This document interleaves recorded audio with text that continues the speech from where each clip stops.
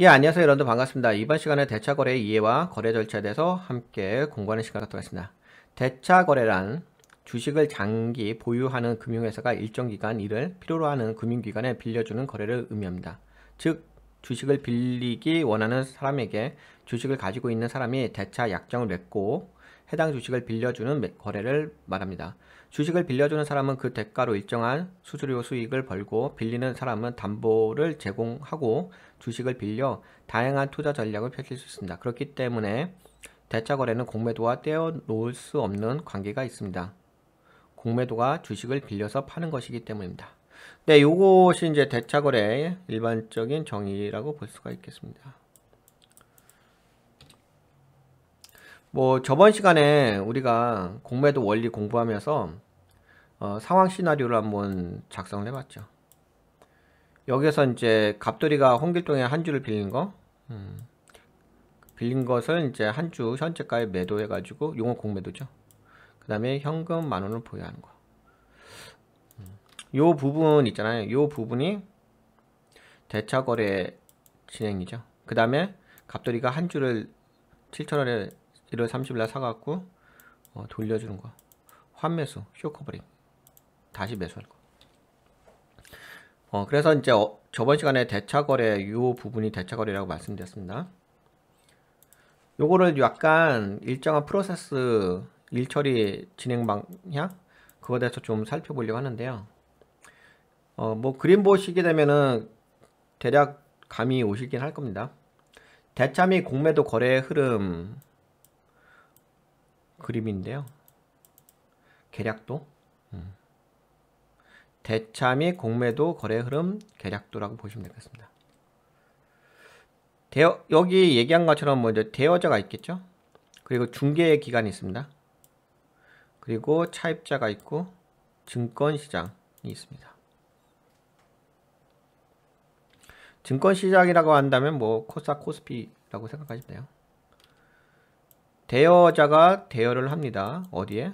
중개기관, 예탁원이라든지 증권 쪽에 대여를 하게 되면 차입자는 차입을 합니다.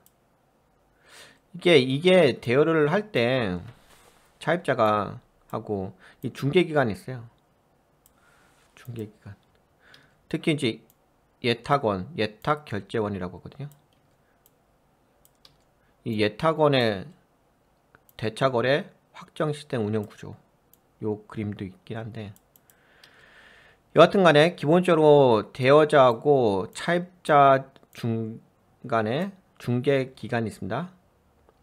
대표적인 게 예탁결제원입니다. 증권사도 있기도 하고요. 근데 우선 예탁결제원이라고 우선 보시면 좋아요. 그래서 이 중개기관에 의해서 대여자가 대여한 것을 받아서 차입자가 차입을 중개기관을 통해 가지고 차입을 하게 됐죠. 그 여기까지는 뭐죠? 여기까지 대차거래겠죠. 빌리는 거니까. 빌리니까 대차거래. 공매도는 차입자가 시장에서 매도 때리는 거. 이걸 공매도로 하겠죠. 그리고 다시 매도 때린 것을 한 주를 매수했죠. 홍길동에게 갑돌이가 홍길동에게 한 주 빌려가지고 그것을 다시 매수를 합니다. 매수를 하는 것을 쇼커버리라고 하죠. 그래서 차입자는 상환을 하죠. 어디? 중개기관에 상환합니다. 그 중개기관은 또 대여자에게 상환을 해주죠. 네, 이것이 이제 대차 및 공매도 거래 흐름의 계략도입니다. 특별히 어려운 건 없죠. 근데 이제 이거를 머릿속에 좀 기억해 두시면 좀 좋아요. 그러면 이제 뭐랄까? 다음 시간에는 이제 실전학습을 진행할 건데 그 실전학습을 좀 이해하시기가 좀 편하실 겁니다. 네, 대차거래는 대여자가 있고 차입자가 있습니다. 그 중간에 중개기관이 있고 그리고 상환 다 하고 네, 뭐 그렇게 어려운 얘기는 아닐 겁니다. 하지만 이제 이런 프로세스를 머릿속으로 정리는 해 놓으셔야 돼요.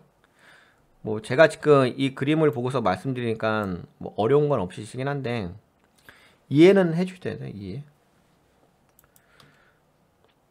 그래서 여기 중개기간 있잖아요. 이 중개기간 예탁원이잖아요. 예탁결제원.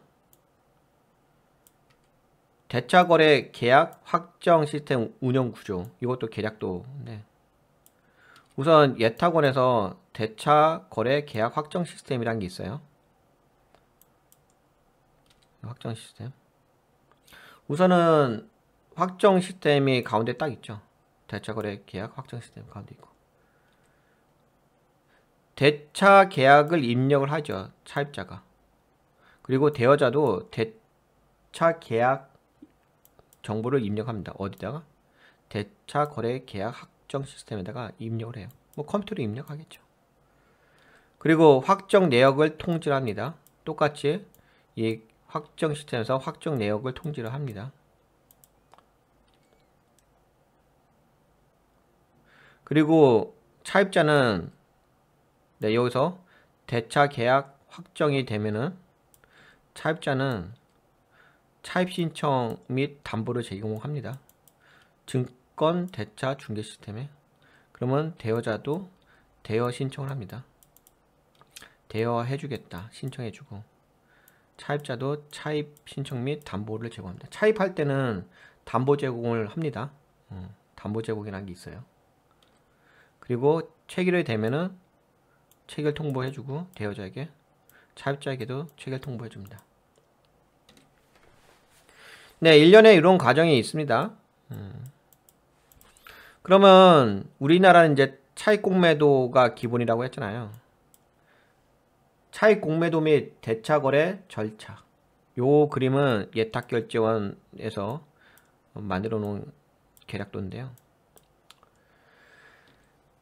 우선은 대차 계약을 확정을 합니다. 원계약 일시 생성. 거래일이 생성이 되거든요. 그러니까 이거예요, 이거. 대차 거래 계약 확정 시스템에서 대차 계약 정보를 대여자도 입력하고 차입자도 입력합니다.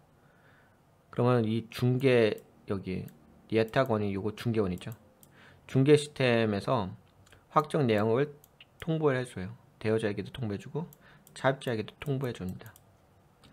여기까지 있잖아요. 여기까지.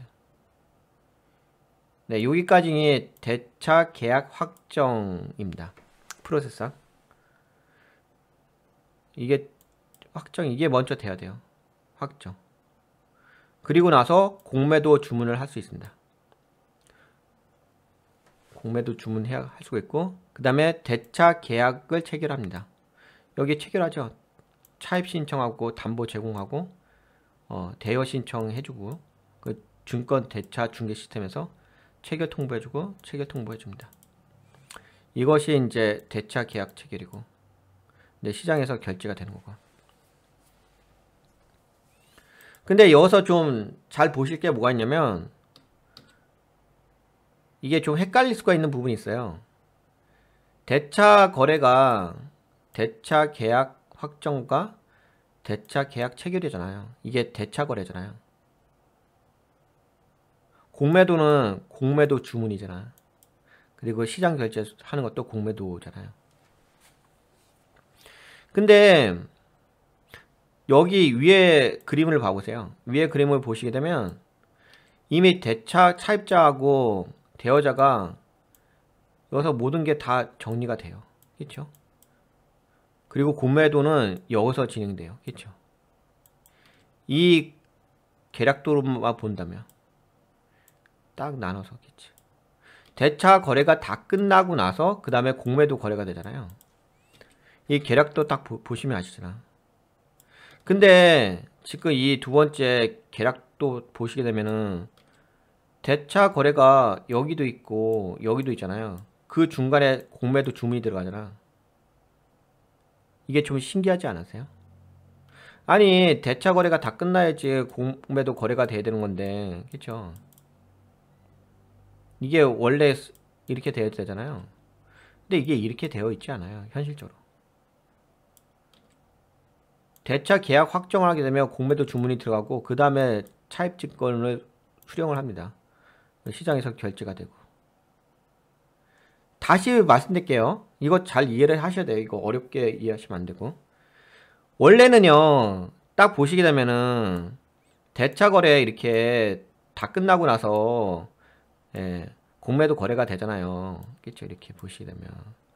근데 여기는 그렇게 안 돼 있잖아요. 이 두 번째 계약도 보시게 돼요. 이 계약도가 어디서 만들어 놓은 거냐면 이 중개기관 예탁원 있잖아요. 이 대표적인 곳인데 이 예탁원에서 이 계약도를 그려준 거예요. 제가 그걸 정리한 것 뿐인 거고. 다시 말씀드릴게요. 여기에서는 딱 이렇게 대차 거래가 끝나고 나서 공매도가 딱 되잖아요. 그럼 우리가 일의 순서상 이해하기가 쉽잖아요. 이해하기가. 그쵸? 대차 거래 다 끝나고 나서 공매도가 거래하니까 이해하기 쉽죠. 근데 현실은 그렇지가 않다고요. 현실은 대차 계약을 확정하고 공매도 주문하고 대차 계약을 체결하고 시장에서 결제가 된다고요. 뭔 말인지 이해가 되시죠? 예. 이해를 하셔야 돼요. 왜냐면 이거 잘 이해를 못 하시게 되면 안 돼요. 잠깐만 이런 식으로 이해를 하신다고요. 이런 식으로. 대차 거래 다 끝나고 공매도 이렇게 한다고. 근데 현실은 그렇지 않다니까요. 대차 계약 확정하고 공매도 주문하고 대차 계약 체결하고 시장 결제한다고요. 중간에 이렇게 싹 들어가 있다고요. 공매도 주문이. 여기 다시 말씀드릴게요. 대차 거래 계약 확정 시스템 보시되면 요건 시스템이잖아요. 요쪽이잖아요. 요거. 대여자도 그렇고 차입자도 그렇고 이 예탁원의 대차 거래 계약 확정 시스템에다가 대차 계약 정보를 입력하잖아요. 둘 다 양쪽에서 이 시스템에다가. 그리고 확정 내역을 대차 계약 확정 내역을 보내주자 통보해주잖아요.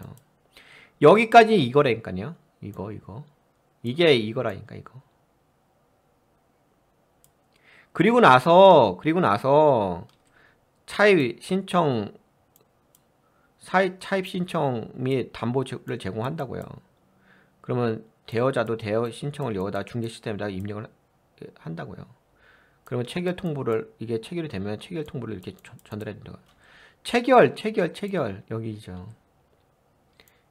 이게 이 일련의 과정, 이 아랫단이 요 과정이잖아요. 요게 이거라고요, 이거. 그리고 이 과정은 이거라고요. 근데 중간에 공매도 주문이 딱 끼어 들어간다고요. 중간에 이렇게 딱 들어간다고요. 이거 잘 생각하셔야 돼요. 왜냐면 제가 이걸 왜 계속 같은 말을 반복을 하냐면요. 이런 프로세스 때문에 무차입 공매도가 나올 수가 있어요. 무차입 공매도가 실제적으로 나올 수가 있다고요. 이쪽 담당자도 그런 얘기를 했어요. 이런 프로세스가 있기 때문에 무차입 공매도를 무차입 공매도를 막으려고 이런 시스템을 구축을 하긴 했지만 공매도의 특성상 없는 것을 파는 거잖아요. 공매도 특성상 이런 이제 약간 무차입 공매도가 나올 수 있는 어떤 그런 구조가 있다는 거죠. 만약에 이 공매도 주문이 여기서 일어나지 않고 이 대차 계약 확정 다음에 일어나지 않고 이 공매도 주문이 대차 계약 체결까지 완전히 끝난 다음에 여기서 이루어지게 되면은 그러면 상관없죠. 이 공매도 주문이 여기서 일어나지 않고 두 번째 프로세스, 첫 번째, 두 번째, 세 번째 이 두 번째 프로세스 일어나지 않고요.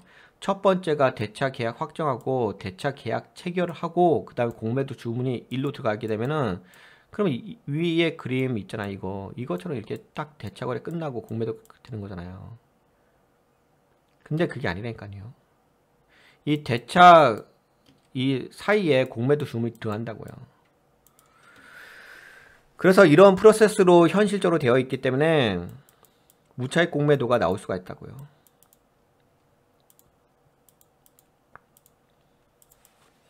이거 잘 기억하셔야 돼요. 이거 잘 기억하셔야 돼요.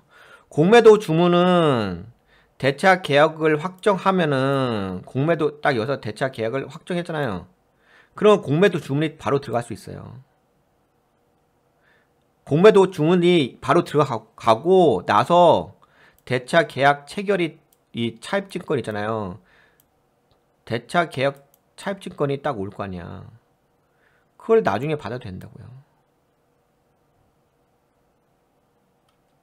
공매도 주문을 하고 나서 나중에 대차 계약 체결 이거를 나중에 받아도 된다고요.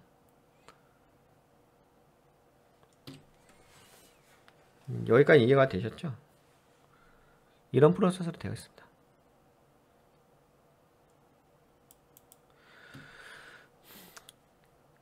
이거가 왜 지금 같은 얘기를 계속 여러 번 반복하는데 이게 왜 중요하냐면은 이 프로세스를 정확하게 이해를 하셔야지만 실전 매매에서 용어에 대한 이해가 가능해요. 용어에 대한 이해가 가능하다고요. 이거 잘 이해 못하시면 이 프로세스 잘 이해 못하시잖아요. 그 앞으로 나오는 그 실전 학습에서 머릿속에 그려지지 않아요. 프로세스가 어떻게 진행되고 있는지 어떤 단계인지 머릿속에 그려지지 않는다고. 용어에 대한 개념이 없어진다고요.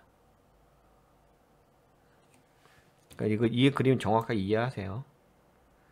네, 이해하셔야 됩니다.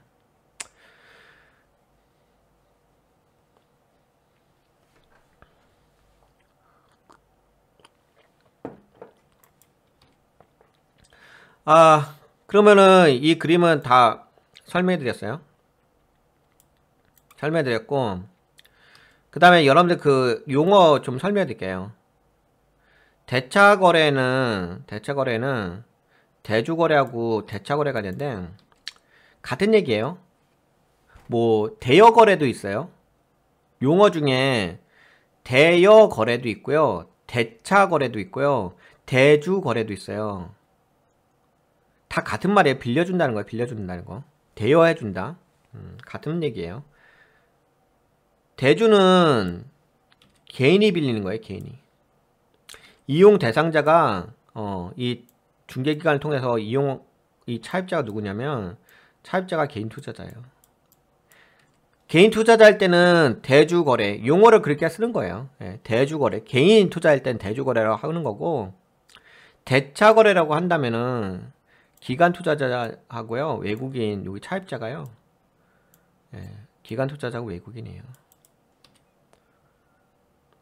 담보 비율이, 여기 담보 제공한다 했잖아요. 여기 차입자가, 예, 차입 신청하고 담보 제공한다. 담보 제공이 140%예요. 개인은 140%, 대차거래하는 이 기관 투자자하고 외국인은 105%. 개인 투자자하고 기관 투자자 외국인은 구분이 가죠. 보통 세력이라고 한다면 기관 투자자 외국인이잖아요. 그래서 공부를 할 때 대차거래에 대해서 공부를 하는 거예요. 대차거래에 대해서 공부한다고요. 대주거래에 대해서 공부할 필요 없잖아요. 개인인데. 개인이 무슨 그렇게까지 뭐 세력적인 역할을 하기가 어려워요. 그래서 담보 비율이, 그리고 담보 비율도 높아요. 개인들은. 그리고 이자도 높아요. 이자도 보통 뭐 5, 6% 막 이렇게 돼요. 다니까 엄청 비싸요. 그래서 일반 개인 투자자가 대주거래 하기는 어렵습니다. 이용해가지고 수익을 내봤자 수수료가 나가고 하기 때문에 실제로 리턴 금액이 크지가 않아요. 얻는 것도 없고. 그래서 대주거래가 그렇게 활성화되어 있지는 않습니다. 뭐 많이 늘어나고 있는데, 늘어난다고 해가지고 그렇게까지 뭐 기관계 대차거래처럼 그렇게 편하지는 않습니다. 그리고 대상 종목이 뭐 상장 주식, ETF, KDR, 한국 예탁증권, 그 다음에 관리 종목, 투자 경고, 투자 위험 종목은 제외한다. 뭐 이런 거 있잖아요. 근데 대차거래는 기관계하고 기관 투자자하고 외국인은 다 할 수 있어요. 상장 주식에서도 할 수 있고, 상장 채권, ETF, KDR 뭐 다 할 수 있습니다. 근데 대주거래 개인은 한계가 있어요. 할 수 있는 것도 되게 한계가 있습니다. 그리고 이자율도 되게 높습니다. 예. 대차거래하고 대주거래 때 이자율도 엄청 높아요. 상환 기간도 있죠. 상환 기간이 뭐 60일이라고 하죠.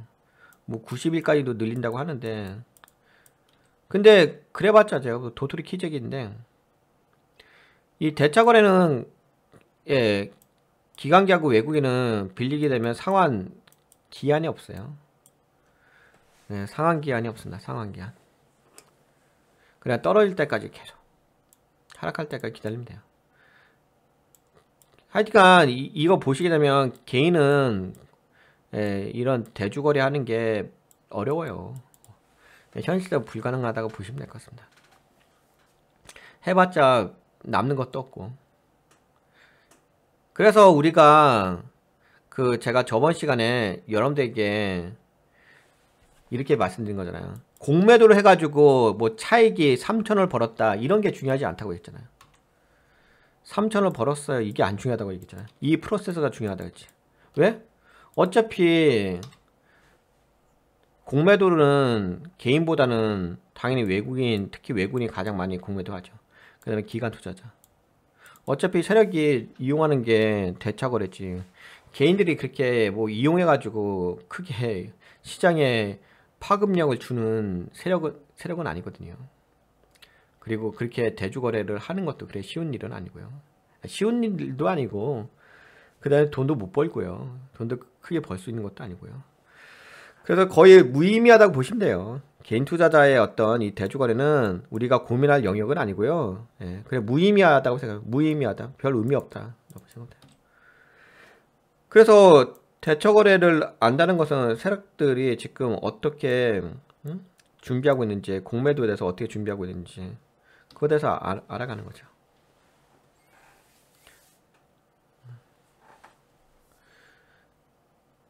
그러면은 이제 우리가 이 프로세스를 알게 되면 현재 뭐 대차 계약 확정, 공매도 주문, 대차 계약 체결, 뭐 이런 프로세스를 알게 되면 아, 지금은 어느 단계에 진행되고 있구나 알 수가 있겠죠.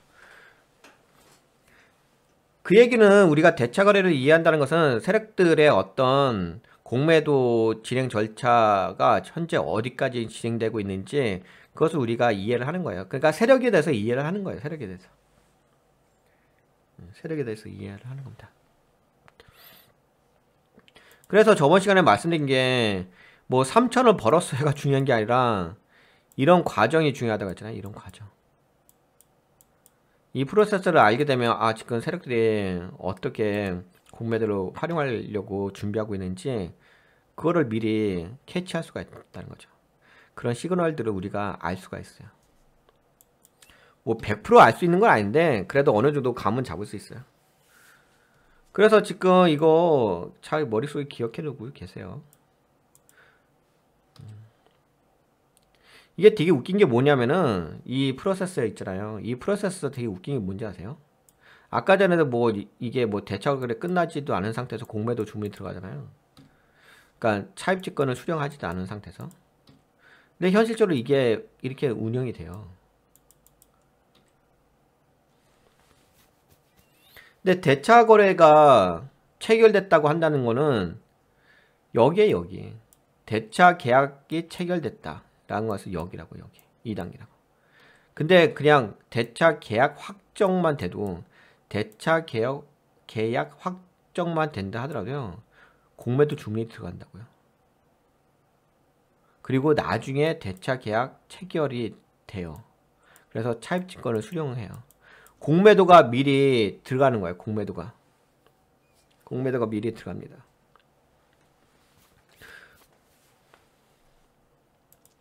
약간 이런 개념으로 보시면 돼요. 이게 이 갑돌이가 홍길동의 한 줄을 빌리잖아요. 이거를 대차 계약 확정이라고 보시면 돼요. 다시요. 갑돌이가 홍길동의 한 줄 빌렸잖아요. 이걸 뭐라고 생각하시면 되냐면은 대차 계약 확정, 이렇게 보시면 돼요. 그리고요, 확정이 됐죠? 그 대차 계약이 확정이 됐으면은 이거잖아요. 대차 계약이 확정됐어. 됐으면요. 바로 뭘 한다고요? 공매도 주문한다고요. 여기서 하잖아요. 갑돌이가 한 주를 10,000원에 매도를 때리잖아요.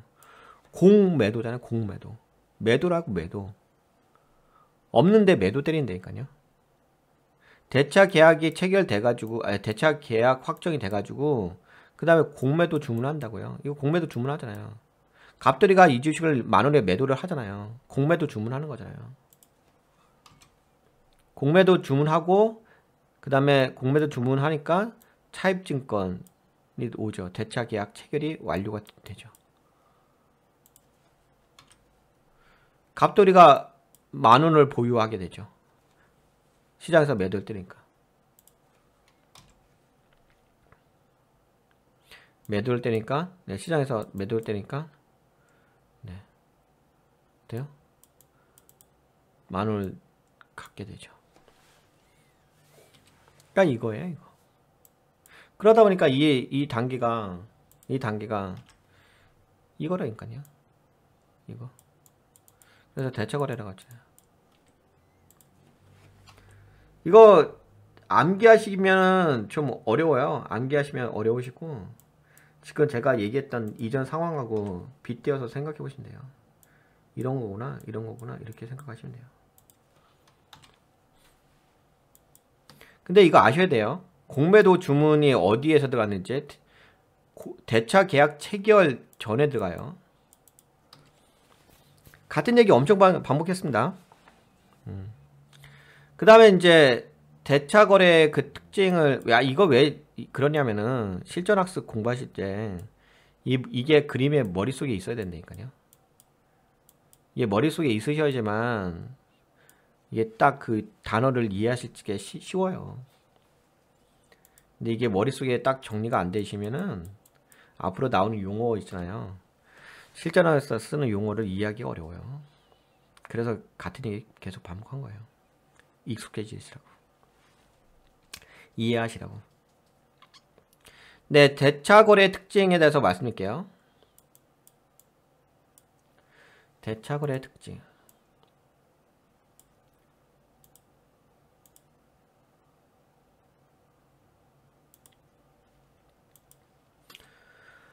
기관 투자자 간 주식 대차 계약을 체결과 계약에 따라 주식이 대여되면, 그렇죠?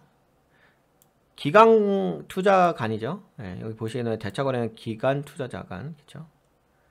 주식 대차 계약을 체결과 계약에 따라 주식이 대여되면은 대차 체결량이 증가합니다. 당연히 대차 체결량이 증가하겠죠. 그리고 대차 잔고가 증가합니다. 대차 잔고가 증가한다. 대차 잔고가 증가한다. 대차 계약이 체결되면, 그렇죠? 대차 계약이 체결되면 대차 체결량이 증가하고, 그렇죠? 그래서 증가하고 잔고도 증가한다. 대차 잔고도 증가한다. 이해가 되시죠? 이에 반해 주식을 빌린 주식을 빌린 주체가 주식 대여자에게 주식을 상환하게 되면, 여기 빌리신 분 있잖아요. 빌리신 분이 상환을 하죠. 상환하게 되면은 대차 상환량이 증가하면서 대차 상환량이 증가하면서 대차 잔고는 감소한다. 당연히 차입자가 돌려줄 수 있잖아요. 상환할 수 있잖아요. 그럼 대차 상환량이 증가하면서 대차 잔고는 감소한다. 대차 잔고가 감소한다는 것은 여기서 중요한 건 그거죠. 잘 보세요. 대차 잔고가 증가한다는 것은 대차 체결량이 증가한다는 거예요. 그렇죠? 빌렸다는 거지. 대여를 받았지. 대여를 하게 되면은 대차 잔고가 증가하겠죠. 그리고 대차 체결량이 증가하게 되겠죠. 대여를 받게 되면 대차가 여기서 체결이 되는 거잖아요. 그럼 당연히 증가하겠지. 그러면 대차 잔고도 당연히 증가하겠죠. 이에 반해 주식을 빌린 주체가 대여자에게 상환을 했어. 상환. 차입자가 상환을 했어요. 상환하게 되면 대차 상환량, 대차 상환량이 당연히 증가하겠죠. 대차 잔고는 어떻게 되죠? 대차 잔고는 감소하겠죠. 상환하게 되면 대차 잔고는 감소하겠죠. 대차 잔고량 또는 대차 잔고액이 증가하면 대차 잔고량하고 대차 잔고액이 증가하게 되면 주식시장에 매도 예정 주식이 많아진 것으로 판단한다. 이거 저번 시간에 우리 배웠잖아요. 이전 시간에 배웠던 건데. 이전 시간에 어떻게 해서 배웠어요? 이걸로 본 거죠, 이거. 여기 보시게 되면 대차 잔고 비중. 대차 잔고 비중이 올라가게 되면은, 네, 매도를 때린다. 매도를 할 대차 잔고량과 대차 잔고액. 네. 대차 잔고량과 대차 잔고액. 그게 대차 잔고 비중이잖아요. 예, 이게 증가하게 되면은 주식시장에 매도 예정 주식이 많아진 것으로 판단한다. 여러분들 그 대차 잔고 그 수량을 볼 때가 있을 거예요. 실전학습에서. 그 잔고액도 많이 보실, 아니 근데 그걸 많이 보실 때 있을 거예요.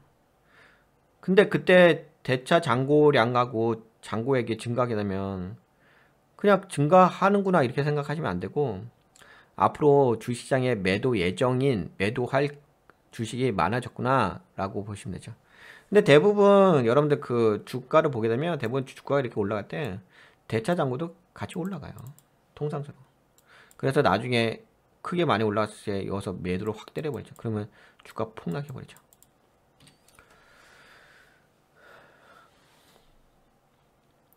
대여 기간이 비교적 길기 때문에 반복적인 매수 매도 거래를 통해 수익을 창출하게 됩니다. 즉 주식 대차 거래는 주가의 변동성이 오래 유지되면 될수록 대차 상환이 늦어지는 특성을 가지고 있습니다. 만약에 여러분들 그 대차 상환이 늦어지게 되면은요, 대차 상환이 늦어져. 그렇게 된다면은 주가의 변동성이, 그러니까 예를 들어서 이런 거죠. 대차 상환이 잘 안 돼. 안 되고 있다는 것은 계속 주가의 그 변동성이 오랫동안 일어난다는 거죠. 그렇죠. 대차 상환을 안 하고 있다는 거죠. 요거는 참고하세요. 이 박스권 매매에서 계속 이렇게 잔퍼등 막 준다는 얘기는 대차 상환이 늦어진다는 특성이 있어요. 대차 상환이 늦어지고 있다. 대차 상환이 잘 안 된다. 대차 상환이 잘 안 된다. 그렇다면 이제 변동성이 계속 유지가 될 수 있다. 그렇게 보시면 됩니다.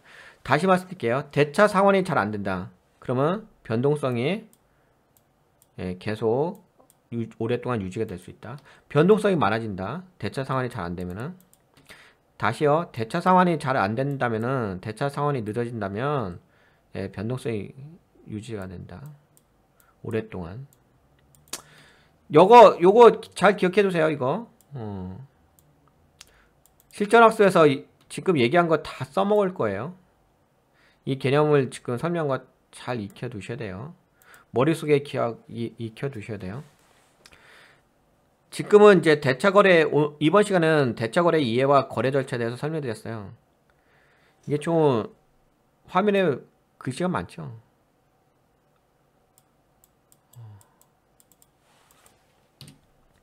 여하튼 간에 실전학습에서 한번 활용을 해볼게요. 다음 시간에 이 공부하신 거를 요번 시간에만 이거 잘 이해를 해주신다면 실전학습이 그렇게 어렵진 않을 거예요. 근데 만약에 여기서 이 개념을 잘 이해를 못 하신다든지 신중하게 이렇게 듣지 못하게 되면은 실전학습에서 사용되는 용어가 별거 아닌데 머릿속에 잘 그림이 안 그려져요. 그냥 약간 기술적으로만 받아들이는 거지, 이게 우리가 머릿속에 이렇게 그림이 그려져야 되거든요. 지금 상황이 어떻게 흘러가고 있는지. 왜냐면은 왜 그림이 그려져야 되냐면은, 아니 지금 세력들이 공매도 하는 거 있잖아요. 공매도하고 관련된 거잖아요. 대차거래라는 거죠.